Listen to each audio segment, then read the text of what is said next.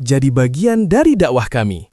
Dukung terus dakwah Rinjani TV dan Satu Radio dengan menyalurkan donasi terbaik Anda di rekening BSI 96947217770 atas nama Satu Radio Lombok. Informasi dan konfirmasi donasi di nomor 0819 0786 1110. Jazakumullahu khairan katsiran.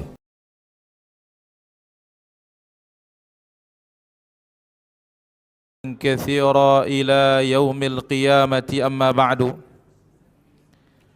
فإن أحسن الكلام كلام الله وخير الهدى هدى المصطفى نبينا محمد صلى الله عليه وسلم وشر الأمور محدثاتها وكل محدثة بدعة وكل بدعة ضلالة وكل ضلالة في النار. أيها الحاضرون kaum muslimin dan muslimat, demikian juga para pemirsa yang dimuliakan oleh Allah Subhanahu wa taala. Alhamdulillah, segala puji hanya milik Allah Azza wa Jalla. Malam ini diberikan kita kesempatan oleh Allah kembali duduk di taman dari taman-taman surga. Mudah-mudahan Allah Azza wa Jalla jadikan kita hamba yang bersyukur. Karena mensyukuri nikmat inilah sebab bertambahnya nikmat, bertambahnya ilmu. Wajibun, syukur yang wajib. Bagaimana syukur yang wajib ini? An ya'tiya bil wajibat.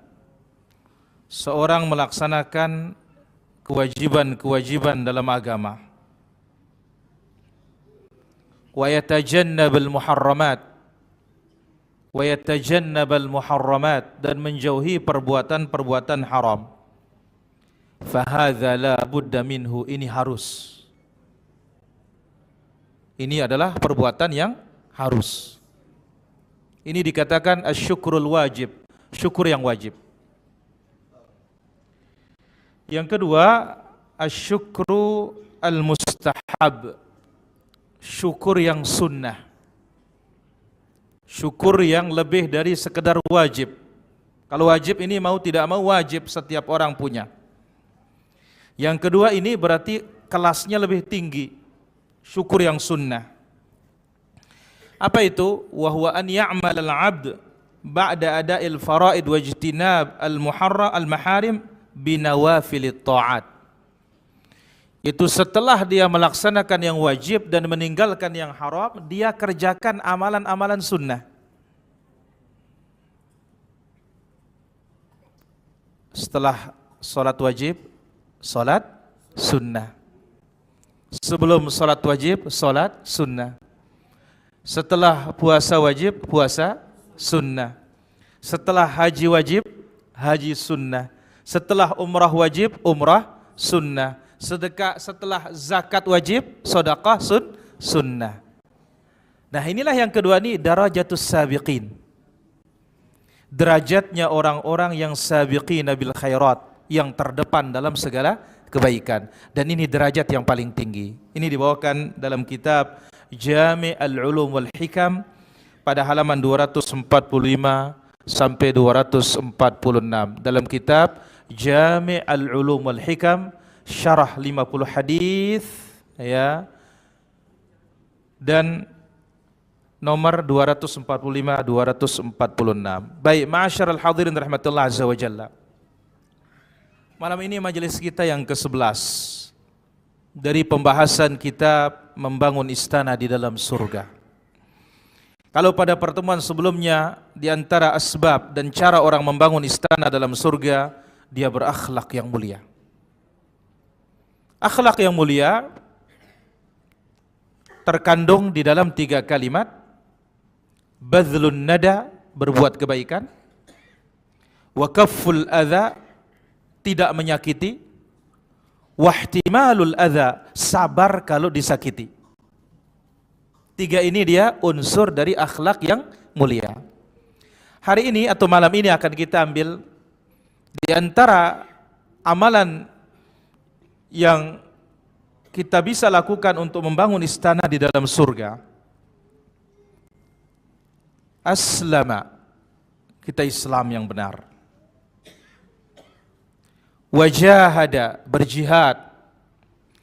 Wahajara, berhijrah.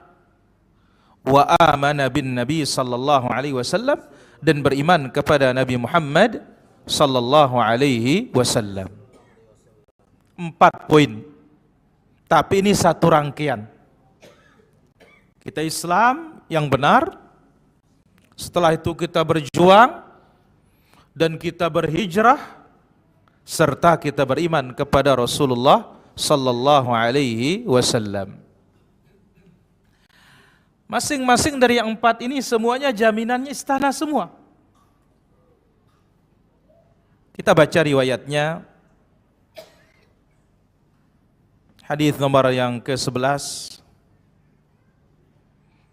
Yang mana Nabi sallallahu alaihi wasallam telah bersabda, "Ana za'imun liman amana bi."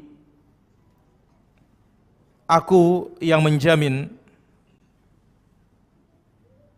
liman amana bi, bagi yang beriman kepadaku, wa aslama, dan dia masuk Islam,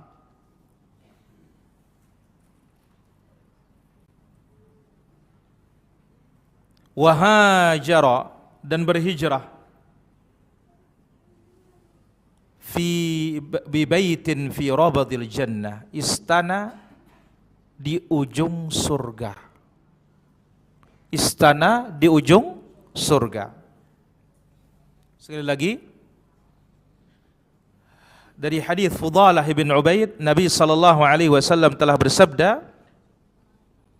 "Ana za'imun, aku menjamin, liman amana bi, bagi yang beriman kepadaku, wa aslama, dan Islam, wa hajara, dan berhijrah, bi baitin fi rabadil jannah, dengan istana di ujung surga. Wa baitin fi wasatil jannah, dan istana di tengah surga. Wa baitin fi a'la ghurafil jannah, dan istana fi a'la ghurafil jannah, di kamar surga yang paling tinggi." Bayangkan, sekaligus Allah subhanahu wa ta'ala berikan 3. Ada istana di bawah ujung, ada istana di tengah, ada istana paling atas, paling tinggi.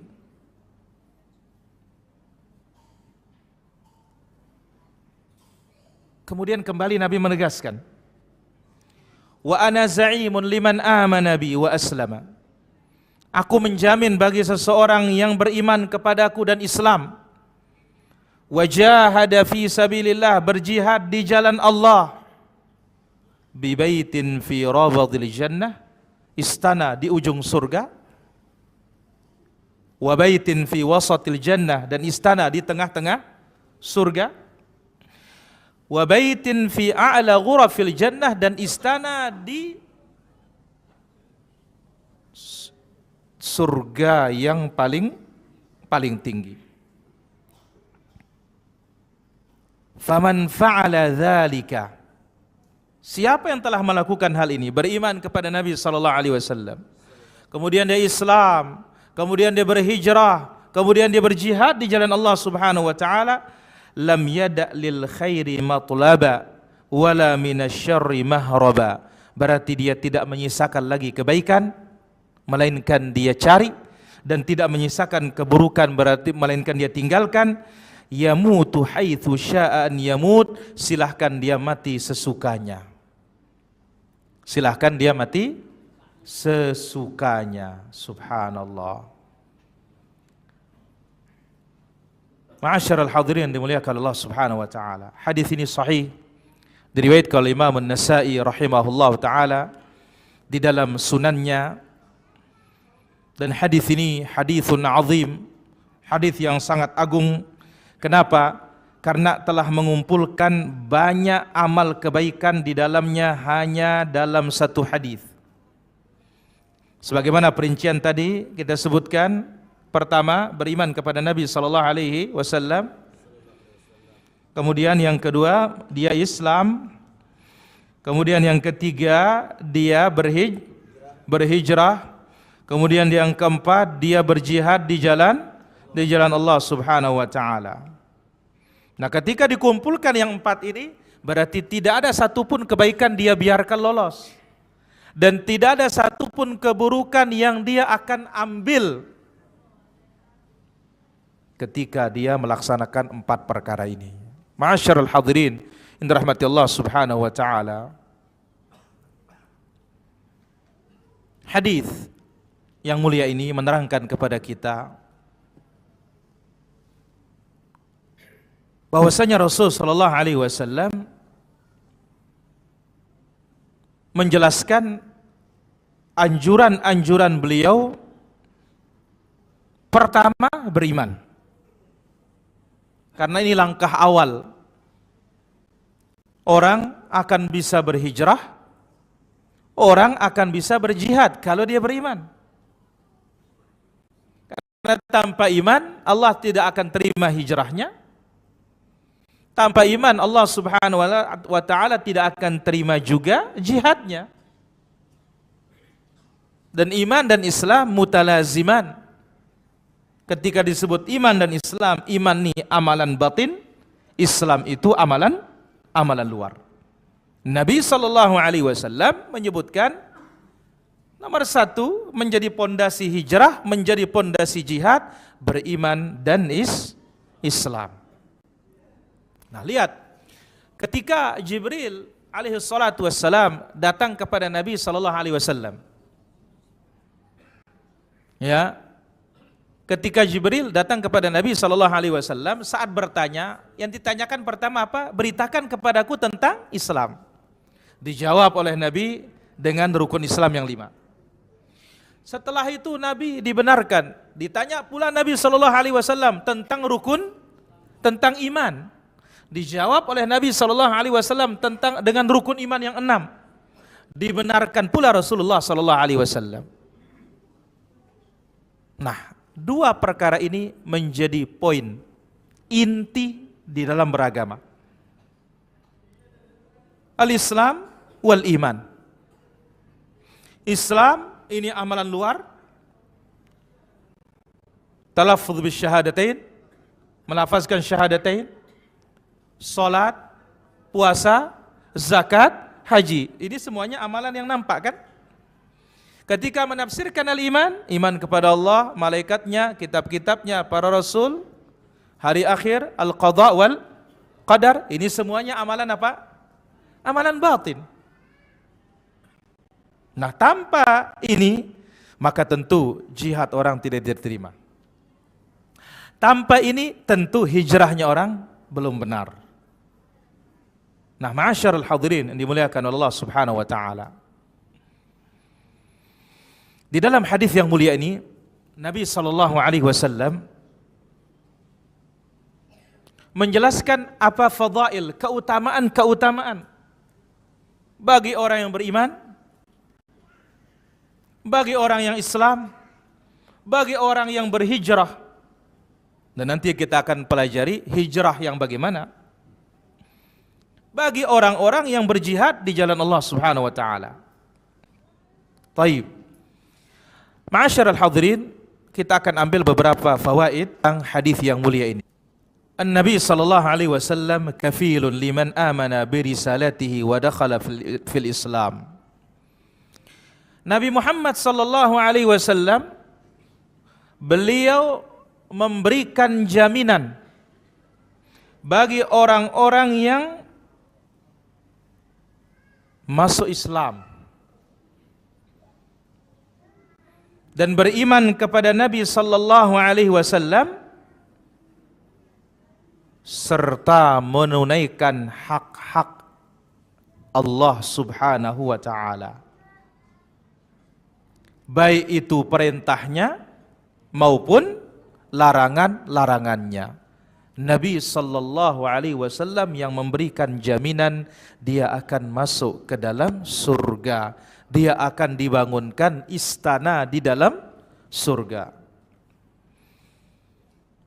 Sekali lagi, Nabi sallallahu alaihi wasallam memberikan jaminan bagi yang masuk Islam, yang beriman kepada Rasul sallallahu alaihi wasallam, menunaikan hak-hak Allah dengan melaksanakan perintah dan meninggalkan larangan, dijamin baginya istana di dalam surga.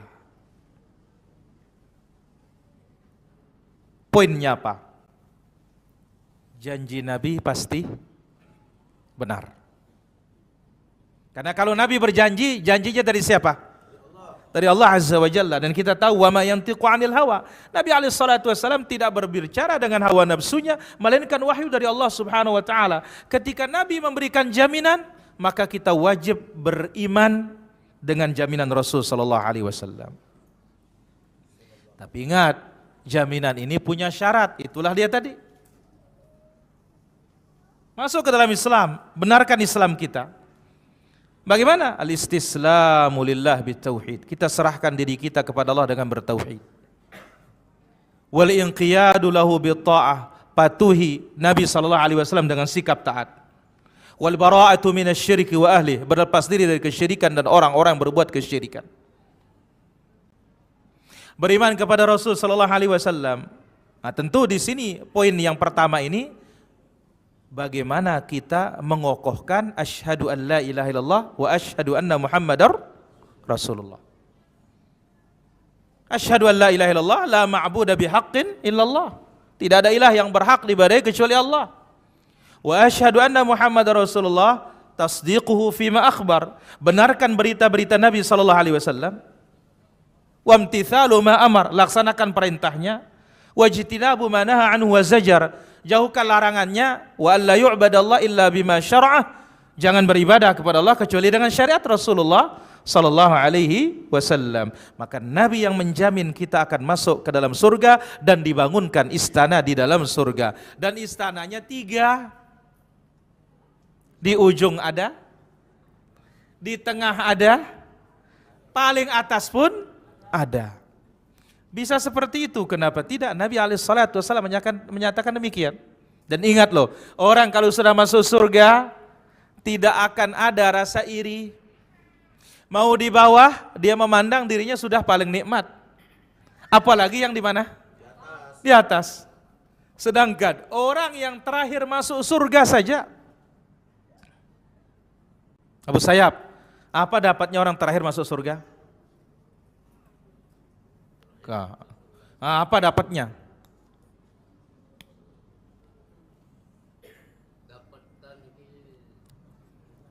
Apa? Mau kepeang ke? Mau hadiah ke? Oh, harta katanya. Enggak, bukan Abu. Dahlin, apa dapatnya kalau orang terakhir masuk surga? 10 dunia dan isinya. Ya Allah. Allah berikan dia ya di surga itu 10 kali lipat dunia beserta isinya. Ini yang terakhir masuk. Lah bagaimana kalau nomor 1? Subhanallah. Nah ini dia yang melakukan 4 perkara ini: Islam, beriman, berhijrah, kemudian jihad. Istananya di ujung ada, di tengah ada, di paling atas ada. Maka tidak heran para hadirin rahmatullah azza wa jalla, ada orang-orang tertentu dipersilahkan masuk surga dari pintu mana saja. Orang-orang tertentu dipersilahkan masuk surga dari pintu mana saja. Subhanallah. Taib. Salah satunya, apa sebabnya untuk bisa masuk surga dari pintu mana saja? Pak Jikun. Puasa.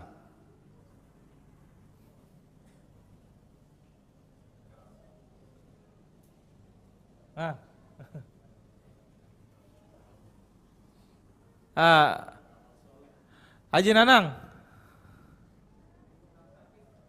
Menjenguk orang sakit. Dodi.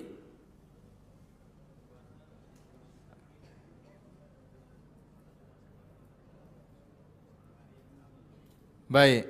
Di hari yang sama mengumpulkan beberapa amal soleh. Puasa, memberi orang makan, menjenguk orang sakit, mengantar jenazah. Tapi 4 ini ada yang lebih mudah. Ajar dia apa? Lebih gampang. Apa? Tahajud berimpak kan. Ayo, berwudu dengan bagus, kemudian membaca zikir selepas wudu. Apa zikirnya? Asyhadu an la ilaha illallah wahdahu la syarikalah wa anna Muhammadan abduhu. Baca ini dibukakan pintu surga yang 8. Subhanallah. Ini yang paling sederhana sudah. Baik. Faedah nomor 2. Fadlul hijrati ilallah. Keutamaan berhijrah menuju Allah Subhanahu wa taala.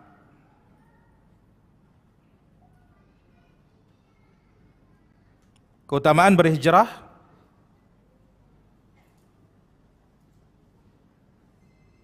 kepada Allah Subhanahu wa taala. Wa huwa hijratu ma nahallahu anhu azza wa jalla. Hijrah kepada Allah azza wa jalla maknanya adalah meninggalkan apa yang dilarang oleh Allah Subhanahu wa taala menuju ketaatan kepadanya. Ini hijrah yang paling luas. Sebagaimana hadis dibawakan Imam Al-Bukhari, Muslim dari hadis Abdullah bin Amr bin As, Nabi alaihi salatu wasallam bersabda, "Wal muhajiru man hajara ma nahallahu anhu." Orang yang hijrah itu adalah orang yang meninggalkan apa yang dilarang oleh Allah Azza wa Jalla. Ini hijrah bermakna umum. Tapi kalau hijrah bermakna khusus, huwa tarku baladil kufri wal intiqalu ila baladil muslim. Meninggalkan negara kafir menuju negara Islam. Ini hijrah secara khusus. Maka itu sebabnya para sahabat yang datang dari Mekah waktu pindah ke Madinah apa dinamakan? Muhajirun kan? Mereka tinggalkan negeri Mekah karena Mekah saat itu mencekam. Nabi sendiri mau dibunuh kan? Maka diizinkan hijrah oleh Allah Subhanahu wa taala. Tetapi setelah ditaklukkan kota Mekah pada tahun ke-8 Hijriyah, Nabi bersabda, la hijrata ba'dal fathi. Sudah tidak ada hijrah lagi dari Makkah ke Madinah setelah ditaklukkan kota Makkah. Tapi khusus bagi Makkah. Adapun negeri-negeri yang lain yang tidak mampu kita menegakkan keislaman kita kecuali dengan berpindah ke negeri Muslim, maka hijrahnya tetap sampai hari kiamat. Justru salah kalau kita tidak mau hijrah. Salah. Ini hijrah bermakna al-khusus. Tapi hijrah bermakna al-am, ya, meninggalkan larangan menuju perintah. Maka itu sebab sekarang kan lagi ngetren pemuda hijrah. Baru hijrah. Artinya meninggalkan larangan menuju perintah Allah Azza wa Jalla. Dan ini dia hakikat hijrah yang sesungguhnya. Jadi di antara fawaid hadis ini, keutamaan hijrah kepada Allah Subhanahu wa taala, dan hijrah itu hakikatnya adalah meninggalkan apa-apa yang dilarang oleh Allah Subhanahu wa taala. Kita kenal hadis innamal a'malu binniyat wa innama likulli imri'in ma nawa. Faman kanat hijratuhu ila Allah wa rasulih fa hijratuhu ila Allah wa rasulih. Siapa yang hijrahnya karena Allah, mengikuti perintah Nabi sallallahu alaihi wasallam, maka Allah Azza wa Jalla berikan dia pahala. Hijrahnya karena Allah, hijrahnya karena mengikuti perintah Nabi sallallahu alaihi wasallam. Tetapi sebaliknya, wa man kanat hijratuhu lidunya, siapa yang berpindahnya karena dunia, bisnis dan semisalnya, Aw imra'atin, karena dia ngejar seorang perempuan di tempat itu. Ya. Yang kihuha, yang ingin dinikahi, fahijratuhu ila ma hajara ilaih. Maka niatnya sesuai, pahalanya, ganjarannya sesuai dengan niatnya. Kalau dia pindahnya karena bisnis, maka insya Allah duitlah yang didapat. Kalau pindahnya karena mengejar perempuan, nikah, ya nikahlah yang didapat, nggak dapat pahala. Nah sekarang pun kita demikian para hadirin. Ketika kita meninggalkan suatu larangan Allah Subhanahu wa taala, tinggalkanlah dia karena Allah. Jadilah dia hijrah. Jadilah dia hijrah yang sesungguhnya. Inilah yang diberikan ganjaran oleh Nabi sallallahu alaihi wasallam dengan perintah dari Allah. Istana di mana? Ujung surga, tengah surga, a'la ghurafil jannah. Istana yang paling tinggi di dalam surga Allah Subhanahu wa taala. Tadi kita sebut yang terakhir saja masuk surga, Allah berikan dia 10 kali dunia beserta isinya. Ada yang kita pernah punya dunia dan seisinya? Hah? Enggak pernah. Tapi hakikatnya kita bisa miliki dunia beserta isinya para jamaah. Dengan 3 kriteria ya. Ini paling gampang ini. 1, bada'a minan fi sirbihi. Mu'afan fi jasadihi. Badan kita sehat. Wa indahu quta yaumihi. Hari itu bisa makan. Maka apa? Dunia beserta isinya ada di genggaman tangan kita. Tapi itu kita tidak rasakan. Mantan semontor baik kayak yang ini. Ya, banyak duit, banyak itu baru dunia. Enggak, ini sudah ka'annama hizat lahu dunia. Seolah-olah kata Nabi SAW, ya telah digiring di hadapannya dunia beserta isinya. Tapi punya yang 3 ini. Pertama apa?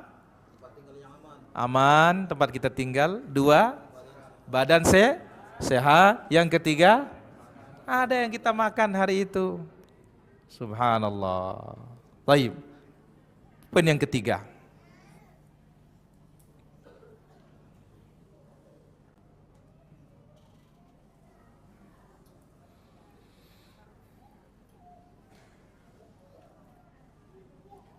Fadlul jihad fi sabilillah. Keutamaan berjihad di jalan Allah Subhanahu wa taala. Sawa'un qatala fihi, entah dia mati waktu perang, aw li mujarradil musyarakah, atau sekedar dia bisa ikut perang meskipun tidak mati. Itu sudah dicatat kategori jihad. Lain kalau syahidnya.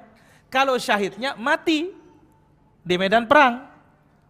Tapi kalau jihad, dia mati semakin afdal, dia menang atau dia tidak mati, tetap sudah dihitung ikut jihad.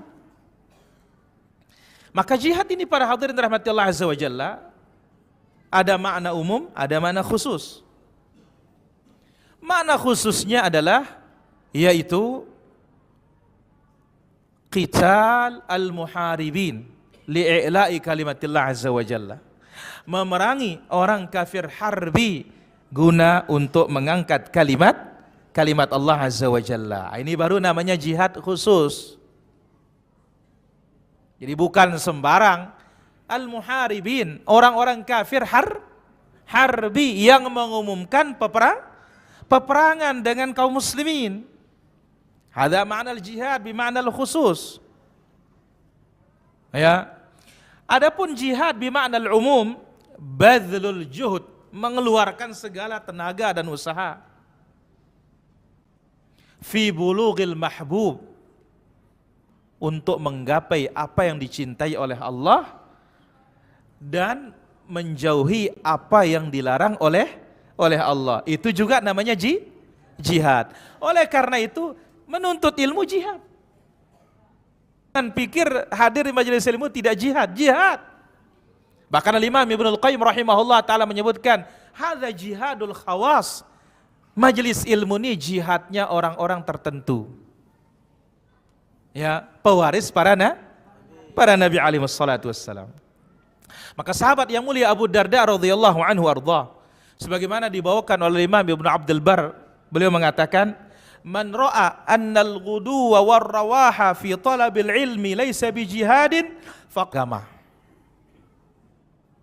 Bahkan hadis Tirmidzi yang disahihkan oleh sebagian para ulama kita, man kharaja fi talabil ilm, barang siapa yang keluar menuntut ilmu, fahuwa fi sabilillah hatta yarji', dia dihitung jihad di jalan Allah sampai dia pulang lagi. Nah, kita ini dihitung jihad sekarang, nanti sampai pulang ke rumah baru berhenti jihad. Dan minimal sudah di majelis ilmu itu jihadnya melawan ngantuk. Ya kan? Ya, kalau sudah duduk di majelis ilmu, mbay-bay yang ada datang ngantuk niki. Cepat. Ya, coba kalau sudah keluar dari majelis ilmu, cigah dia. Enggak mau dia ngantuk. Apalagi tidur. Tapi heran kalau duduk di majelis ilmu, apalagi ada AC-nya. Hai, 5 menit tuh mulai. Abu. Meneh dong otaknya. Ini nyimak apa ngantuk? Ini sudah jihad nih para jamaah. Ini sudah jihad. Ya, sampai Imam Ibnul Qayyim rahimahullah taala menyebutkan, wala yusawi dima asyuhada illa midadal ulama. Tidak ada yang menyamai darahnya para syahid kecuali tinta-tintanya para ulama.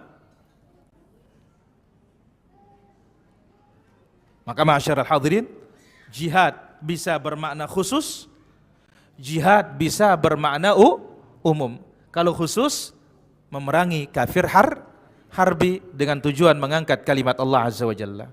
Tapi jihad bermakna umum, mengeluarkan segala tenaga dan usaha kita untuk menggapai apa yang dicintai oleh Allah dan menjauhkan apa yang dimurkai oleh Allah Subhanahu wa taala. Maka Nabi sallallahu alaihi wasallam bersabda, al-mujahid man jahada nafsahu fi ta'atillah. Orang yang berjihad itu adalah yang menundukkan dirinya untuk taat kepada Allah. Jadi kita menuntut ilmu jihad, orang berinfak juga jihad. Ya, dia mencari nafkah untuk anak istrinya dari yang halal juga apa? Jihad, tapi bima'nal umum. Tapi kalau bima'nal khusus, itulah dia yang berhadapan dengan musuh kafir harbi di medan tempur mengangkat kalimat Allah Subhanahu wa taala. Kemudian poin berikutnya,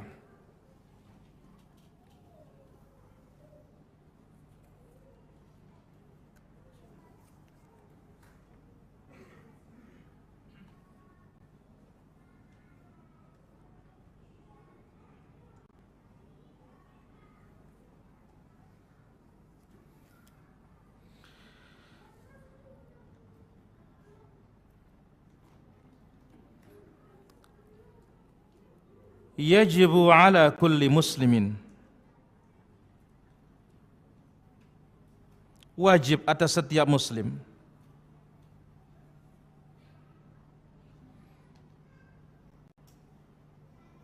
an yanwil jihad fi sabilillah, berniat untuk berjihad di jalan Allah Subhanahu wa taala.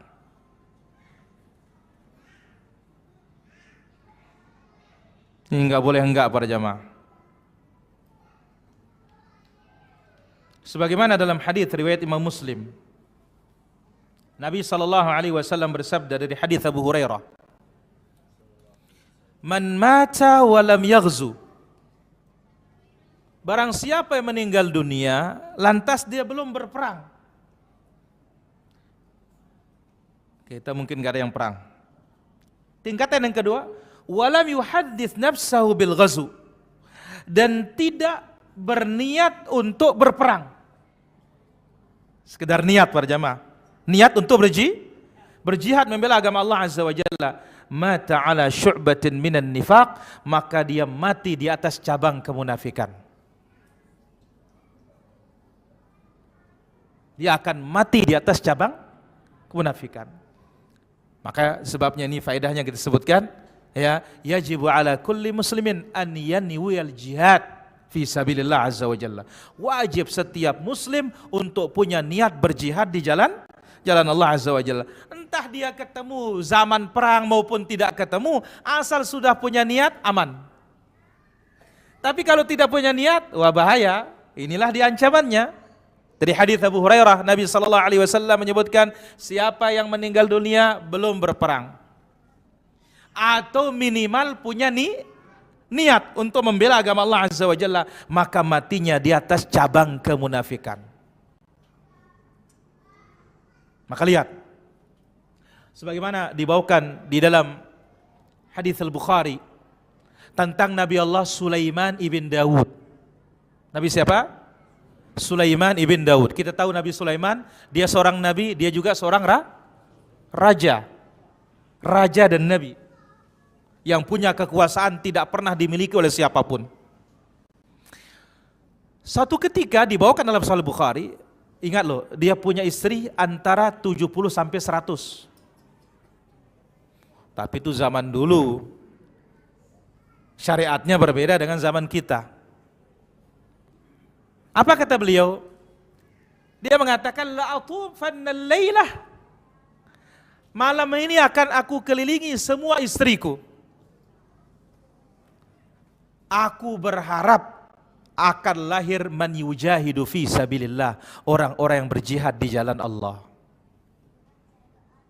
Sayang Nabi Sulaiman dijadikan lupa, sehingga lupa mengucapkan insya Allah. Akhirnya apa? Dari 100 itu, satu pun tidak ada yang hamil. Kecuali satu. Dan satunya pun begitu lahir, sepeleng. Anaknya sepotong yang lahir. Nah, maka kita yang sudah menikah, ya, kita berniat punya anak-anak yang berjihad di jalan Allah. Kita pun demikian, harus ada niat. Bahkan dalam hadis yang lain, bila perlu mati syahid. Apa kata Nabi sallallahu alaihi wasallam? Nabi alaihi salatu wasallam menyebutkan, man sa'alallaha syahadata bisidqin, barang siapa yang minta kepada Allah Subhanahu wa taala mati syahid dengan jujur.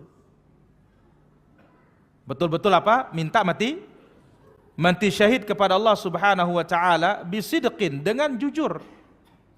Ballaghahu Allah manazil syuhada. Allah sampaikan dia ke derajat orang yang mati syahid, wa in mata ala firashihi, meskipun dia mati di atas kasurnya. Nah, jadi dua ini para hadirin rahmatullah azza wa jalla, sebagaimana hadis diriwayatkan oleh Imam Abu Dawud dari Sahal bin Hanif radhiyallahu anhu atau Sahal bin Hunayf, ya, siapa yang minta kepada Allah mati syahid dengan jujur, ikhlas. Oh, berarti orang Islam gak boleh takut? Gak boleh takut. Kenapa? Karena mati itu pasti. Di kasur mau mati, akan mati, apalagi nah, kalau mati di kasur gak dapat pahala. Tapi kalau mati perang, dapat pahala. Atau mati fi sabilillah. Maka dua ini para hadirin rahmatullah azza wa jalla, seorang muslim mesti punya niat untuk jihad. Tapi ingat, jihadun syar'iyyun, jihad yang syar'i bisyurutihi, dengan syarat-syaratnya, bukan jihad serampangan. Sehingga terkesan di Islam itu seperti teroris. Enggak, bukan itu. Mana di antara jihad yang syar'i? Ketika invasi, disebutkan dalam hadis Al-Bukhari, wa idzastumfirtum famfiru, ketika pemimpin negara yang mengatakan berangkat, baru berangkat. Jadi mesti ada imam, pemimpin negara, dia yang nyuruh kita berangkat, bukan amir jamaah, bukan pemimpin kelompok. Kalau pemimpin kelompok ini bahaya. Yang disebut dalam hadis Nabi sallallahu alaihi wasallam, "Man qatala tahta rayatin ummiyah." Siapa yang mati atau berperang di bawah bendera buta namanya itu. Mata lalu meninggal dunia, mata mitatan jahiliyah, matinya seperti mati jahiliyah. Ini di antara syaratnya. Kemudian juga ada syaratnya disebut oleh para ulama kita. Mana dia? Kita lebih banyak dari jumlah musuh. Kalau musuh lebih banyak daripada kita, tidak disyariatkan jihad. Ini kalau kita invasi, menyerang. Kalau kita diserang sih, yang penting siap saja. Nah ini baru mendapatkan syahadah, yang mana orang mati syahid, dia mendapatkan 6 perkara sebelum dia meninggal dunia, sudah disiapkan 6 perkara oleh Allah Subhanahu wa ta'ala. Kemudian faedah berikutnya,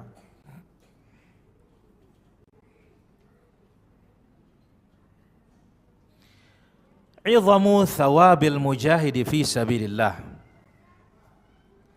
Hadis ini menerangkan kepada kita besarnya pahala orang-orang yang berjihad di jalan Allah Azza wa Jalla. Wa huwa thalathatu buyut, yaitu Allah Azza wa Jalla berikan dia sekaligus 3 rumah, 3 istana.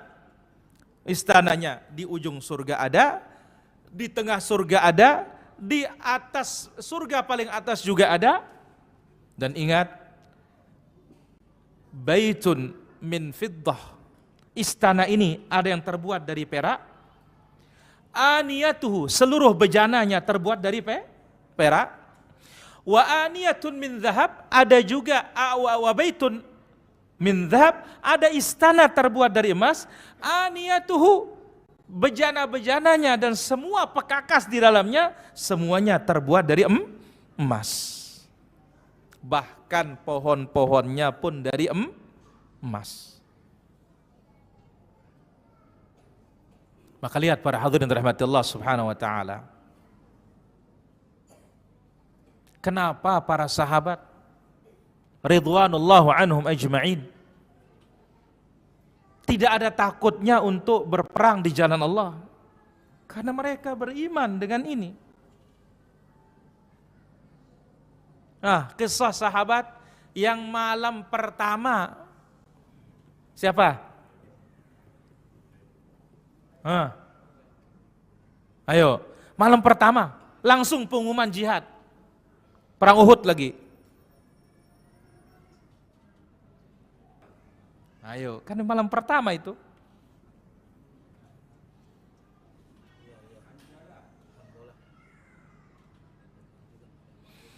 Hanzalah, na'am.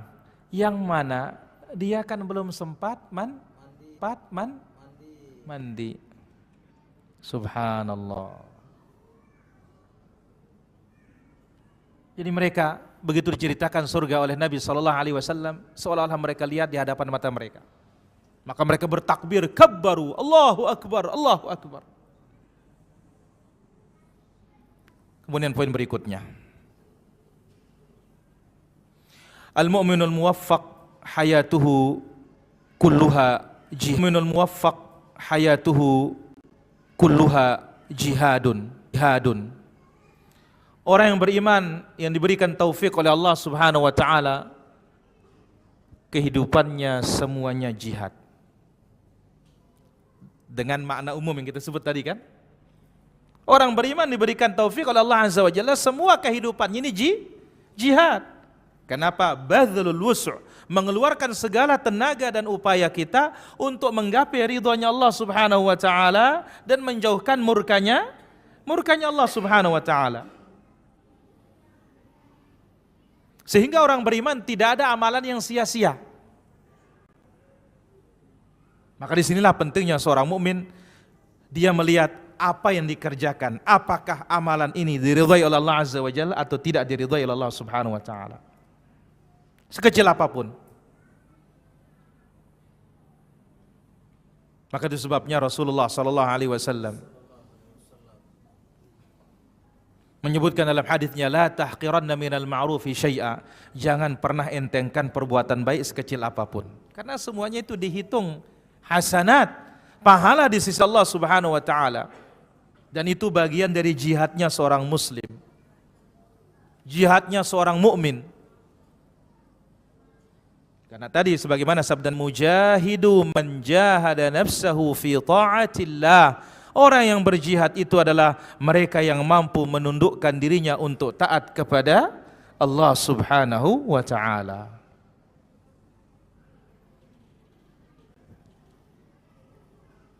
Kemudian poin berikutnya,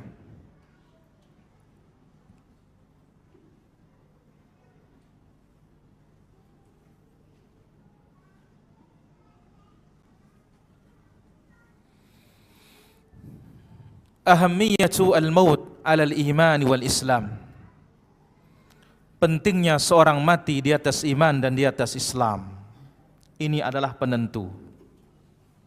Apa gunanya semangat di awal tapi luntur di akhir? Maka Nabi SAW atau sebelumnya Al-Quran, apa kata Allah Azza wa Jalla? Wala tamutunna illa wa antum muslimun. Jangan kalian mati kecuali dalam keadaan Islam.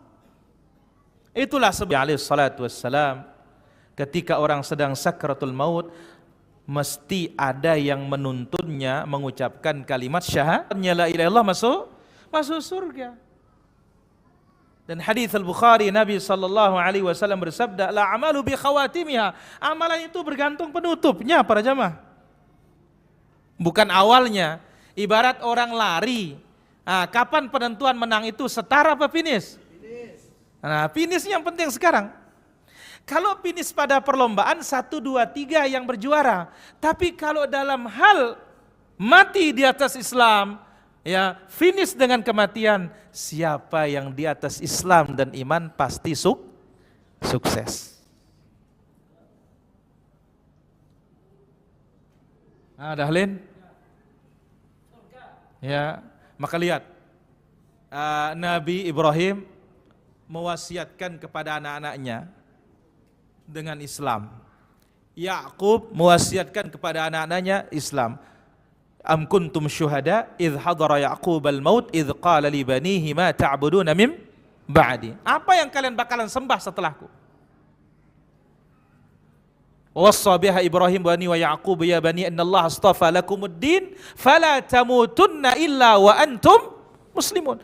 Allah pilihkan kalian agama, jangan kalian mati kecuali dalam keadaan Islam. Karena kalau mati Islam, selamat sudah.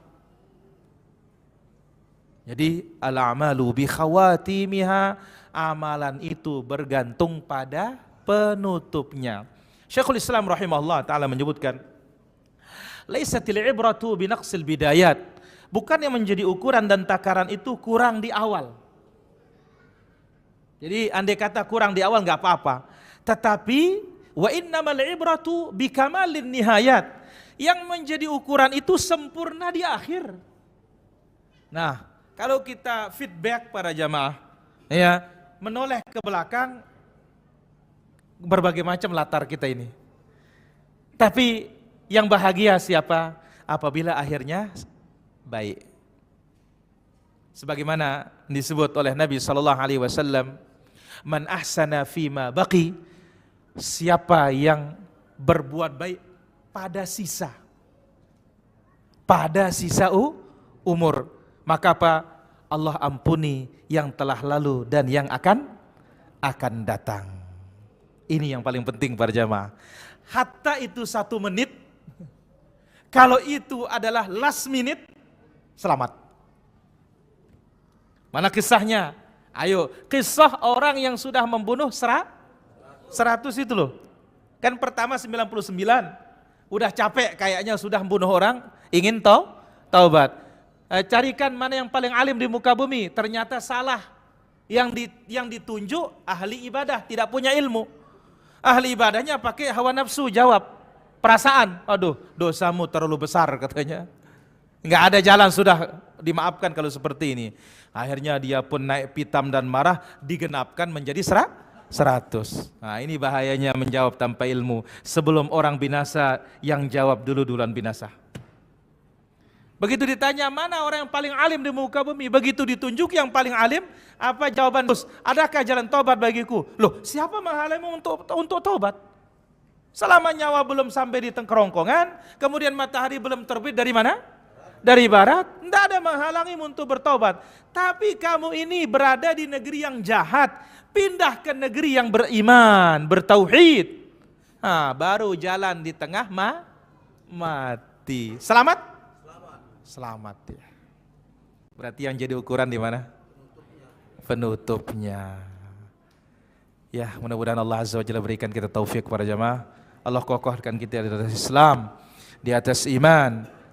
Ya, kita terus berdoa dengan doa Nabi sallallahu alaihi wasallam, ya muqallibal qulub, tsabbit qalbi ala dinika, wa ya musarrifal qulub, sarrif qalbi ala ta'atika. Walhamdulillahi rabbil alamin. Kita azan dulu baru kita bertanya jawab.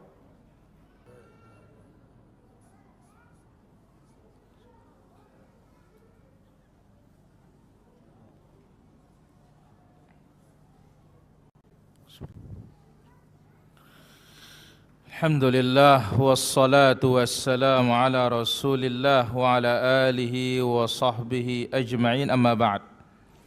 Di sini ada pertanyaan.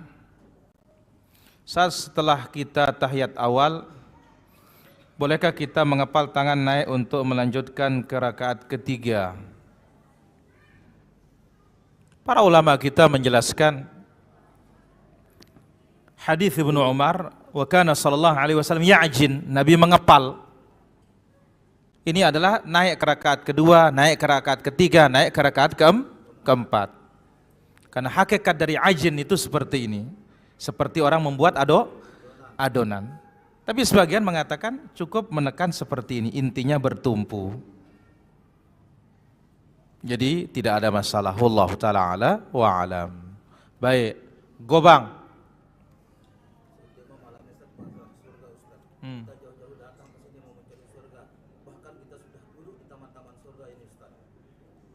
Apa pertanyaannya? Saya sudah membangun istana di surga Ustaz. Istana sudah jadi, tetapi saya tidak punya teman. Apa boleh saya mengajak istri saya untuk menempati istana tersebut? Baik. Pertama, ya, yang tidak punya tidak berhak untuk menempatkan siapapun kecuali izin yang punya. Yang punya istana di surga itu siapa? Allah. Maka Allah Azza wa Jalla memasukkan siapa yang punya kriteria untuk masuk. Kalau tidak punya kriteria, hatta dia mau anaknya, dia mau istrinya, ya tetap di neraka. Jelas Bang? Wallahu ta'ala ala wa alam. Haji Rusdi ada pertanyaan?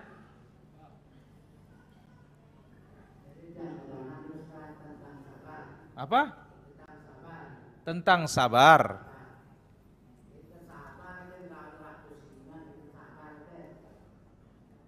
Bagaimana? Baik. Berkaitan dengan masalah sabar para hadirin rahmatillah azza wa jalla. Sabar itu disebut oleh Imam Ibnul Qayyim rahimahullah ada 3. 1, sabrun fi ta'atillah. Sabar melaksanakan ketaatan. Wa'mur ahlaka bis shalah wastabir 'alaiha. Perintahkanlah keluargamu untuk salat dan sabar. Yang kedua, sabrun an ma'siyatillah. Sabar meninggalkan dosa dan maksiat dengan cara jangan mendekatinya. Yang ketiga, wa sabrun ala aqdarillah al-mu'lima. Sabar terhadap ketetapan Allah yang menyakitkan. Dengan mulut tidak marah, hati tidak dongkol. Jadi sabar itu 3. Jadi bukan saja sabar ketika kita dapat musibah, tapi sabar melaksanakan ketaatan lebih hebat. Sabar meninggalkan maksiat juga lebih dahsyat, apalagi didorong oleh hawa nafsu. Jelas apa? Wallahu ta'ala ala wa. Bagaimana kalau orang mencaci maki kita? Ya sabarlah. Kalau kita balik caci maki dia berarti sama kita. Jelas apa? Berarti sama-sama enggak sabar itu. Enggak ada batasnya. Enggak ada 3 kali ya sudah 3 kali, 4 kali ya mainkan sudah. Enggak Nabi SAW bersabda, "Isbiru hatta talqauni 'alal haud." Sabar kalian sampai kalian bertemu denganku di telaga. Ayo, kapan kita ketemu dengan Nabi di telaga? Hari kiamat.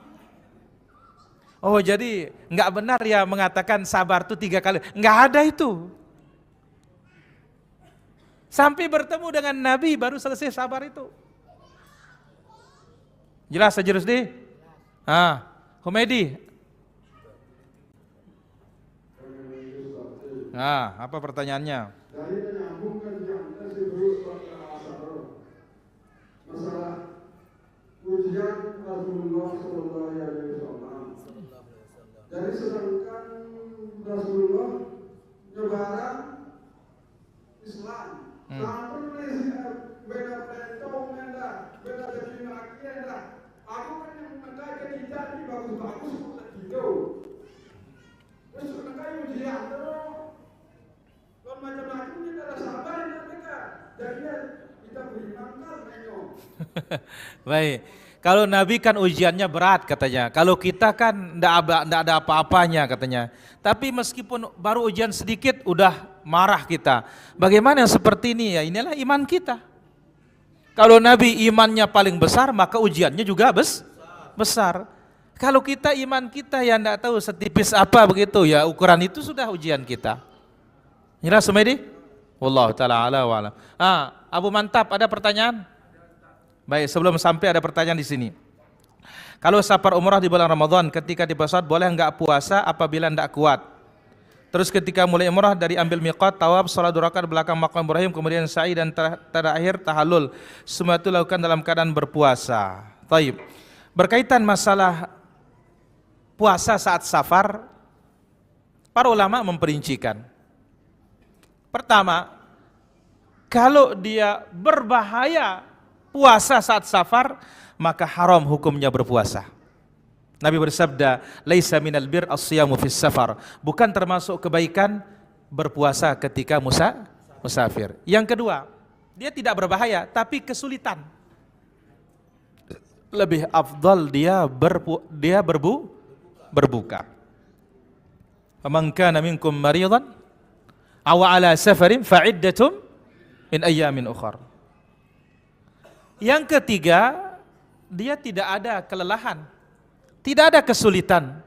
Maka bagi yang seperti ini lebih afdal dia berpuasa. Jadi kembali kepada perincian ini, kalau ada kesulitan lebih baik puasa. Afwan, tidak puasa. Kalau tidak ada kesulitan silahkan dia pilih. Ya, mungkin repot nanti kalau ngada, silahkan puasa. Tapi kalau dia berbahaya sekali saat dia sedang safar berpuasa, haram dia berpuasa.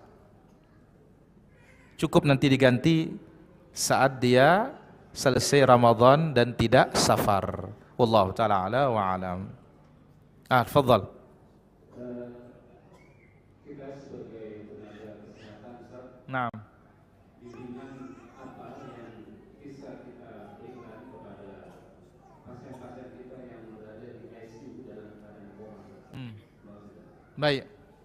Apa bisa kita lakukan di saat pasien kita yang dalam keadaan koma? Pertama, tindakan medis pasti. Tapi jangan lepas dari apa yang dibimbing kita oleh Nabi sallallahu alaihi wasallam. Terutama saat kursial. Disinilah dia kita membimbing mereka kalimat la ilaha illallah. Karena Nabi alaihi salatu wasallam menyebutkan, "Idza hadartumul marid awil janazah," apabila kalian menghadiri orang yang sakit saat dia detik-detik terakhir, fala taqulu illa khaira, jangan katakan kecuali yang baik. Salah satu yang terbaik adalah laqinu mautakum, bimbing mengucapkan la ilaha illallah. Tapi orangnya tidak sadar. Kita laksanakan kewajiban saja. Bimbing dia mengucapkan la ilaha illallah, perdengar di telinganya. Satu. Yang kedua, kita bertemu masuk kunjungan, jangan lupa bacakan di atas kepalanya. As'alullahal azim, Rabbal arsyil azim, ayyashfiyak. 7 kali. Kalau memang takdirnya akan sehat, dia akan sehat dengan sebab doa kita itu. Ini yang bisa kita lakukan. Bisakah saya bacakan ayat-ayat yang lain? Tidak ada masalah. Al-Fatihah, bacakan dia. Kenapa? Ingat, ya, kalau dalam bahasa kita di atasnya langit ada langit. Sekarang di atasnya usaha manusia siapa? Allah Azza wa Jalla. Allah Ta'ala ala wa alam. Pak Guru mantap ada? La ilallah.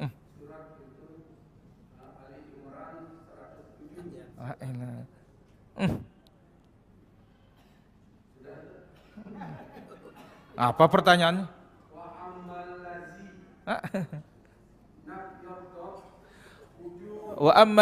Fa ammal ladzina biyaddat wujuhum fa fi rahmatillah hum fiha khalidun. Oh ya, ampun suruh rajinan tahsin Pak Guru nih.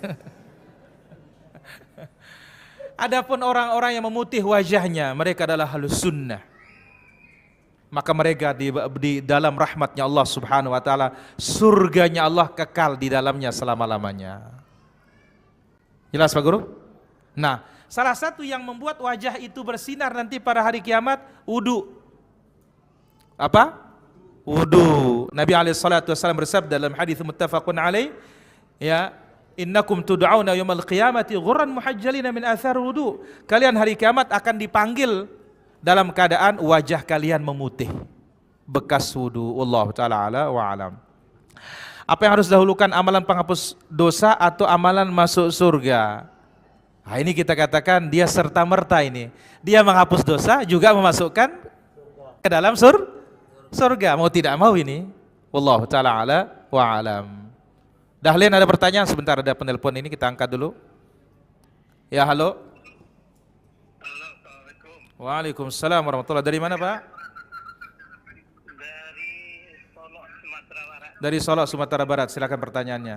Iya. Pertanyaannya gini, Pak. Pertanyaannya kita kan enggak ada niat untuk membaca Quran. Tapi karena kita waktu kita senggang istilahnya, enggak ada kegiatan, kita baca Quran apa diterima apa bagaimana? Baik, barakallahu fikum. Itu aja Ustaz. Baik. Wa jazakallahu khair. Waalaikumsalam warahmatullahi wabarakatuh. Waktu senggang kita nggak ada niat dulu baca Quran, tapi tiba-tiba manfaatkan waktu seketika kita berkeinginan baca Quran. Apakah dapat pahala? Pastilah. Karena Nabi SAW bersabda, Iqra'ul Quran, baca Al-Quran, fa innalaka bikulli harfin hasanah. Setiap satu huruf mendapatkan satu kebaikan. Satu kebaikan dilipat gandakan menjadi 10. Bukan alif lam mim satu huruf. Alif satu huruf, lam satu huruf, mim satu huruf. Wallahu ta'ala ala wa alam. Di mana tempat jihadnya wanita? Jihadnya wanita haji dan umrah, yang tidak ada perangnya.